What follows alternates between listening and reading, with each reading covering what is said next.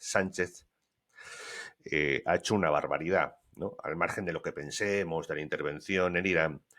¿Por qué Sánchez es una barbaridad lo que ha hecho? Pues es una negligencia prácticamente criminal brutal, porque ni siquiera lo ha hecho bien, ni lo ha hecho como debería hacerlo. Ha sido una burda utilización en un momento grave de política internacional para temas, obviamente, de propaganda interna y de la más burda y simple.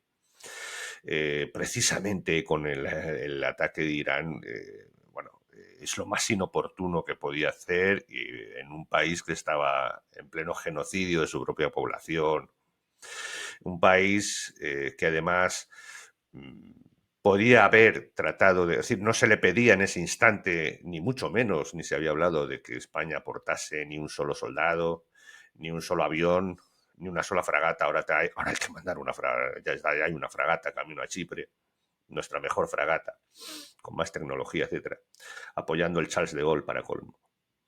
El portaaviones francés, el único y gran buque insignia de la flota francesa.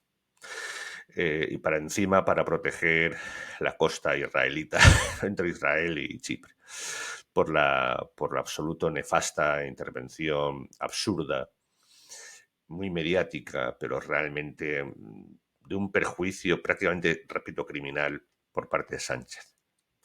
¿Por qué? Porque primero porque lo ha hecho de esa forma, que lo que ha hecho ha sido impedir, además, la utilización o vetar durante un tiempo, que obviamente se ha levantado, porque además ha engañado finalmente, por supuesto, están utilizando esas bases Rota y Morón, las bases tanto aéreas como aeronaval de que hay en España, que encima no solamente son de la OTAN, sino algunas son directamente de Estados Unidos, incluso anteriores de estar en la OTAN. En fin, quieren utilizarlas. O sea, además, en lo que era una asistencia logística, ni siquiera era utilizando aviones, pero es igual, de todas formas. Que ahora que se está haciendo, ya están utilizándose esos aviones. Entonces, se ha desplegado toda una declaración absolutamente muy negligente. ¿Por qué? Porque el prejuicio es brutal. En un momento en la que, en una ofensiva diplomática de los Estados Unidos como nunca ha ocurrido desde la Segunda Guerra Mundial, para colmo con mucho éxito en negociaciones importantes de todo el entramado comercial, arancelario, mercantil, que ha cambiado, evidente, como estamos explicando aquí, el paradigma de todo el mundo. El paradigma, ¿no? Ha habido un cambio paradigmático a una realidad, a una política realista, ¿no? A una recuperación de la bilateralidad entre naciones, entre soberanías, y no desde esquemas multilaterales supranacionales, en las que se han cambiado las reglas porque se han asincerado y se han tratado de equilibrar temas arancelarios y de mutuas, de dos en dos, bilaterales, ¿no? Pactos comerciales, acelerando los procesos comerciales y al mismo tiempo creando fuertes acuerdos de Estado para mantener una fiscalidad lo más común posible, en la cual obviamente se ha beneficiado los Estados Unidos, ya que había sido la parte comercial de Estados Unidos el gran sacrificado para utilizar sus élites políticas y comerciales a nivel en el globalismo. Fue sacrificada la masa de consumo de Estados Unidos, era una moneda de intercambio para lograr las agendas famosas del 2030, ¿no? Impuestas, ¿no? por esas agendas en las que la socialdemocracia desde Washington y desde Bruselas y desde las entidades supranacionales, con la colaboración obviamente de China, Rusia, etcétera, pues imponían unas agendas a nivel mundial. Bueno, esto evidentemente cambia el paradigma completamente, y en ese contexto se le ocurre quedarse como enemigo total, ya como se ha explicado aquí y en otros canales amigos, pues se colabora. Evidente, hasta España es llamada por China la China de Europa. España ha estado, ya hemos explicado desde el principio del gobierno Sánchez, de espaldas a la misma socialdemocracia europea, que es el colmo, ¿no? Pues se la jugó a poderes y conexiones externas a la Unión Europea para más INRI, ¿no? Ya que no es que eran malas las de Bruselas, que además buscó las peores, fuera de Bruselas. Y y por fin encima en un momento en la que un liderazgo tan personal y tan fuerte como el de Trump ha buscado enfrentar a Trump. Evidentemente solo cabe por razones de intereses internos de Sánchez en España, un auténtico desastre en la que Estados Unidos, obviamente, si no hay un cambio drástico, va a buscar el perjuicio económico frontal a España, y es el culpable, evidentemente, Sánchez. Es algo casi criminal, que podría ser incluso de negligencia criminal, porque se podría haber hecho de otras formas, ¿no? Es incluso más grave que la barbaridad, la patochada que hizo Zapatero cuando llegó y retiró las tropas sin el procedimiento adecuado, ¿no? Porque en el momento de retirar las tropas humilló a las tropas españolas de Irak cuando las retiró de Irak. No hubo un procedimiento de aliados. Estamos hablando que se habían tropas en Irak, ¿no? O sea, imagínate, en este momento lo de Sánchez ha sido literalmente sin ni siquiera jugarse tropas ni españolas ni armamento español, simplemente la utilización de las bases españolas y encima de apoyo a lo que para colmo ha sido un Irán que enseguida ha respondido atacando a todo tipo de aliados fuera de la OTAN y dentro de la OTAN, incluso del mundo árabe, el cual España es especialmente sensible y juega un papel especial. Como se decía diplomáticamente, la tradicional amistad con el mundo árabe, ¿no? Es decir, es imposible fastidiarla más, por no emplear otra palabra. Bueno, y de esa forma. Total, el resultado ha sido que tanto en aquella ocasión de humillación de las tropas españolas, que fueron humilladas por todas las tropas que estaban allí en Irak, que eran tanto de la OTAN como no de la OTAN, más de 30 países participaban en ese momento en la ocupación de Irán, porque acabó siendo avalada necesariamente por la ONU para administrar después de la guerra de Irak, durante la ocupación, y rompió muchas reglas y se puso de espaldas también al entonces, los Estados Unidos de entonces, y lo que es peor, y eso está fuera de ideología, sino que empezó a ser un país no fiable, un país que no se sabe si va a cumplir o no acuerdos. Esto es muy grave, muy grave. Si ocurrió en tiempos de Zapatero, lo de Sánchez ha sido más desastroso todavía. Aunque bueno, enseguida la ministra de Defensa, etcétera, pues parece que en cuestión de días se ha dado la vuelta. En este momento hay una fragata, como he dicho, camino de la protección de Chipre, porque es que Irán está atacando a todo país viviente alrededor de él, a todos. No deja ni uno por esa estrategia mosaico, ¿no? Muy anticuada, en vez de hacer un programa electrónico, es decir, de alta tecnología, en la que haya un posicionamiento y una clara referencia de jerarquía, algo evidentemente que no sería tan complejo, pues utilizan cuando se descabeza, ¿no? Lo que es el protocolo mosaico. Pues entonces casi de nivel de Segunda Guerra Mundial, o de hace 50 o 100 años. Entonces cada comandante en su puesto de mando toma unilateralmente las decisiones. Esto ha hecho que cada puesto de mando de misiles o de bases esté en este protocolo mosaico absolutamente anticuado, con la tecnología que hoy en día, pues está tomando decisiones unilateralmente sin consultar a nadie, lo que significa pues que están disparando pues como mono con metralleta o borracho apretando botones rojos y está disparando a todos. Hay otras teorías que dicen no, es también para fastidiar a los países musulmanes y que les sea más difícil mantener apoyo a Trump, no sé. Así a mí la realidad es que está disparando contra todos los países del Golfo Pérsico, incluso más allá casi del Cáucaso, está atacando a Azerbaiyán.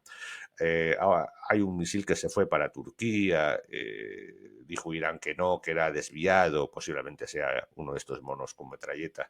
Turquía aceptó la excusa de que seguramente sería un misil desviado. Lo cierto es que lo paró la OTAN. Y por supuesto, obviamente cayó también en Jordania, también hasta el lío, contra todo. En este contexto y, por supuesto, amenazando el estrecho de Hormuz. Bien, la decisión geopolíticamente es desastrosa, evidentemente, que ha hecho Sánchez y confiere e infiere en España la categoría de país nada serio, O sea, no ya el tema, repito, ideológico, sino nada serio.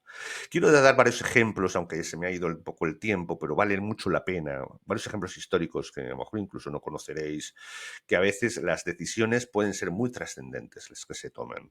Un ejemplo que incluso os llamará la atención. Hay uno en la primera vez que en Hispania actúa prácticamente como un sujeto político por razones de conflicto civil, fue la guerra sertoriana. En el siglo I a.C., Sertorio, después de una guerra civil, entre básicamente el partido optímate, lo que serían los aristócratas senatoriales, y el partido plebeyo, es decir, el partido populae. No digo popular porque parecerá un poco raro el Partido Popular, porque en realidad la traducción que se hace es partido plebeyo, ¿no? Aunque bueno, los que lo dirigían solían ser también aristócratas, pero bueno, eran del partido plebeyo y solían ganar muchas magistraturas en los comicios romanos. Después de una guerra, la guerra de Sila, Craso, una guerra civil, como hemos dicho, Sertorio se refugia en Hispania y quiere convertirla en la segunda Roma. Hace una rebelión, la famosa tema de ponerse, dice la leyenda, de ponerse como se mermelada en la oreja. El cervatillo entrenado sale del bosque y le lame la oreja y dice a los caudillos hispanos y celtíberos, los hispanos, no tanto íberos como celtíberos, les dice que los dioses le están diciendo en un símbolo muy hispano, los cervatillos y los animales que hablan, ¿no? El toro y tal. Le dice que tiene que unificar, que tiene que hacer que Hispania se convierta en la segunda Roma para salvar a toda Roma, ¿no? Bueno, ¿y por qué lo pongo como ejemplo? Porque los caudillos, hay elementos, obviamente hay elementos religiosos y hay elementos mesiánicos, pero más allá de eso, evidentemente se la jugaron. Es decir, se jugaban la crucifixión, se jugaban la pérdida de todo. Sin embargo, hubo una decisión trascendente. A veces tomar una decisión así es una decisión trascendente. Es levantar toda una provincia entonces de Roma y enfrentarse a las legiones y levantar legiones propias. Es decir, ir a una guerra civil. Es decir, en un momento dado una decisión puede suponer una guerra total.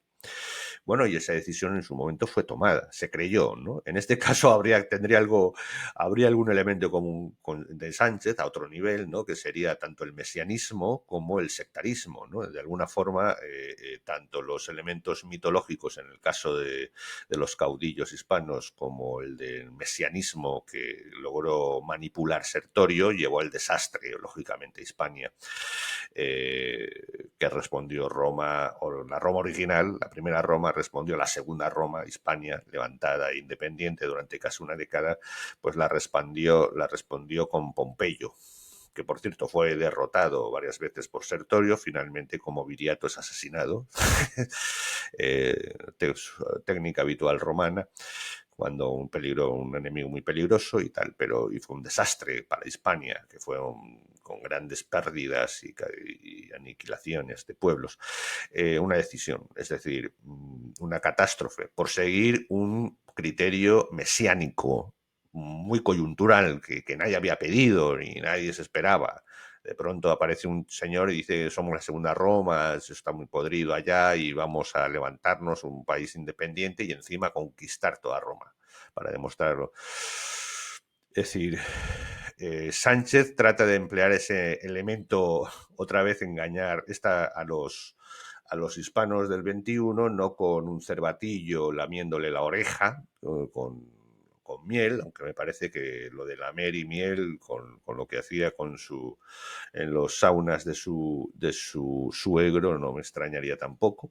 Pero lo que sí que hace Sánchez es ese elemento mesiánico y casi sectario del no a la guerra, ¿no? De una forma absolutamente demagógica, estrafalaria, vacía de todo, salvo de cliché puro. Y ha puesto en gravísimo peligro a todo el país. ¿Sí? Hay otros ejemplos que quería poner, ¿no? Es decir, que alguna vez hemos comentado, en decisión geopolítica internacional como país, aunque muchos no lo aceptan, en ciertas escuelas, ¿no? Ciertas escuelas de pensamiento y ciertas líneas académicas. España, como indica Menéndez Pidal y Ricardo de la Cierva y Domínguez Ortiz, sí que tuvo unas versiones nacionales de sujeto político en la Edad Media. Una de ellas es, bueno, la instalación de la Casa Jimena en toda España, tanto en Aragón como en Castilla, como en León, como en Asturleones, ¿sí?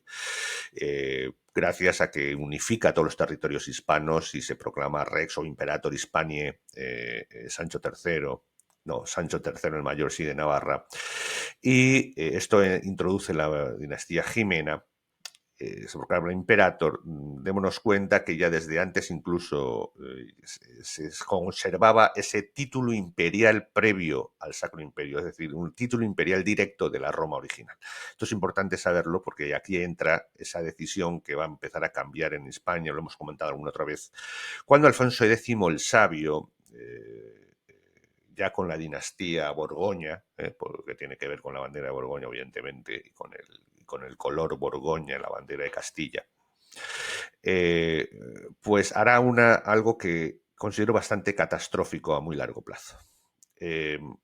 Mientras que su no sé si abuelo o bisabuelo, Alfonso VII de Castilla, es la segunda vez que unifica, y esta vez sí, la unifica casi durante algún tiempo, se proclama y es coronado, uno de los poquísimos reyes, no sé si el único que fue coronado expresamente porque no suele utilizarse en las monarquías hispanas lo que es la coronación, la liturgia de coronación en las iglesias. Suele proclamarse los monarcas con la corona y después un Te Deum, pero no suele haber ceremonia de coronación. En este caso sí, Alfonso VII fue proclamado Imperator Hispaniae y reconocido por todos los monarcas, incluso con la gente que había, algunos musulmanes incluso, Emiratos.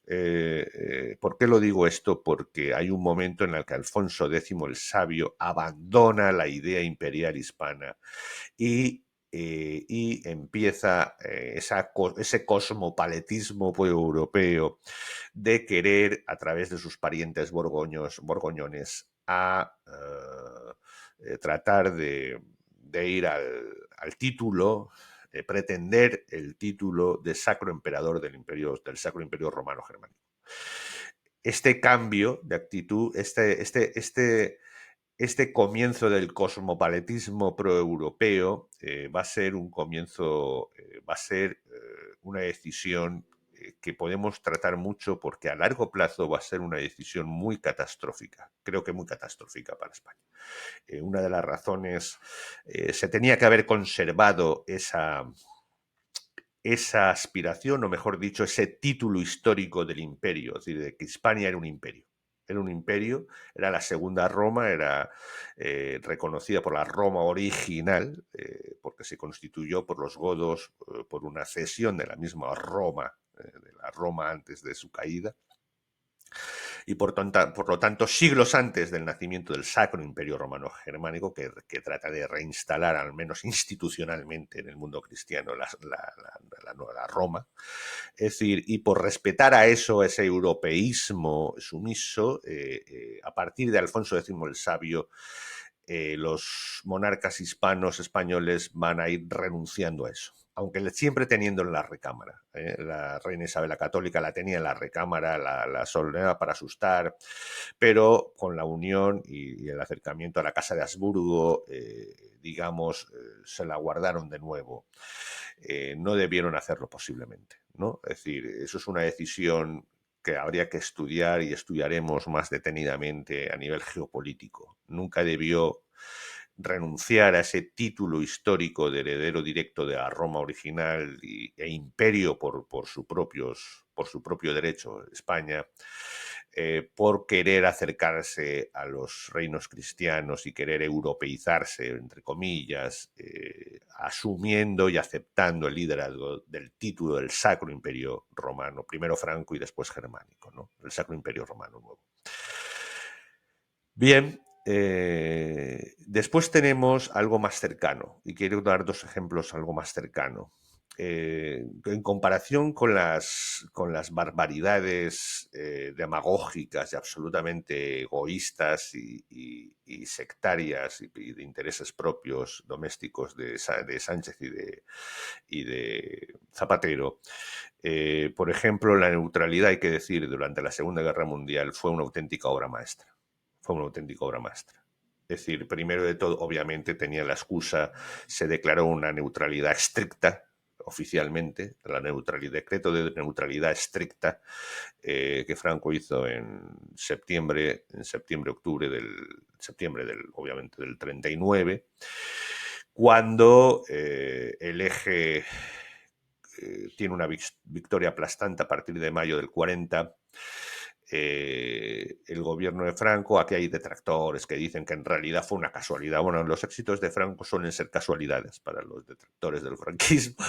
Eso todos son casualidades. Se resbalaba un plátano y acertaba, ¿no? Es un poco una línea un poco infantil, absurda, como si te hiciese franquista el reconocer éxitos, una cosa ridícula. Pues bueno, en ese momento Franco, y eso se lo reconoció toda la comunidad internacional después de la Segunda Guerra Mundial a Franco, una vez que se habilitó en la ONU, se lo reconoció, y eso pasaban por la televisión de los 70 y los 80 personalidades, incluso de izquierdas de Italia, reconociendo que había sido un genio evitando a Hitler, Franco. Y la verdad es que Franco tiene que pasar por un periodo, por la fase de no beligerancia. Cambia la neutralidad estricta por no beligerancia, que en realidad era inclinarse hacia el eje, pero sin entrar en la guerra, mandando la División Azul con el frente ruso, algo que los aliados ni obviaron, miraron hacia otro lado y ni se les ocurrió a nadie declarar la guerra a España por la División Azul, ¿no? Además, se tuvo que era una respuesta a la intervención soviética en España anterior, por lo tanto no era empate, ¿no? 1-1, y no se cogió como excusa para declarar la guerra a España. Este movimiento, sobre todo el tema del encuentro de Hendaya, en la que trató de obligar a Hitler a entrar a España en la guerra. Esto es importante porque habían 40 divisiones, entre comillas, descansando en el sur de Francia. De hecho, se sabe que hubo protocolos secretos de Franco preparando a la invasión alemana. Es decir, y se organizó.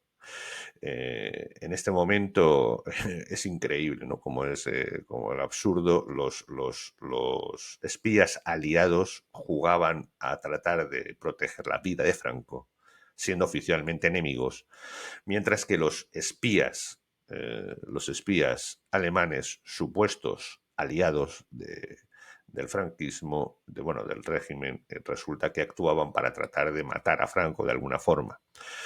Se sabe que llegaron a haber 400 espías germanos y unos 50 aliados en Madrid, revoloteando a ver cómo metían el puñal. De hecho, se calcula unos 12 intentos o planes de atentado contra Franco que desestabilizaron incluso no solamente las fuerzas internas franquistas, sino incluso los mismos aliados. Bueno, un poco surrealista, ¿no? Unos que eran los supuestos enemigos protegiendo al supuesto y los supuestos amigos tratando de matarlo. Una cosa alucinante, y esto es contado por incluso espías directas como la famosa Lynn Griffith, ¿no? Que se casó con el conde Romanones en sus memorias, etcétera. Espía estadounidense. Y otras muchas. La espía de Fox, que se casó con mi ministro Beigbeder, bueno, unas cosas fantásticas. Y en ese lío de espías, siempre alineado con la Santa Sede, manejó Franco esa posibilidad hasta que se decidió por Hitler por mandar las 40 divisiones a la Operación Barbarroja contra Rusia. ¿Qué hubiera pasado si se hubiese hartado Hitler, hubiese invadido? ¿No? Nunca lo sabremos, afortunadamente. Pero lo cierto es que la estrategia de Franco fue pedirle a Hitler oro y el moro, nunca mejor dicho.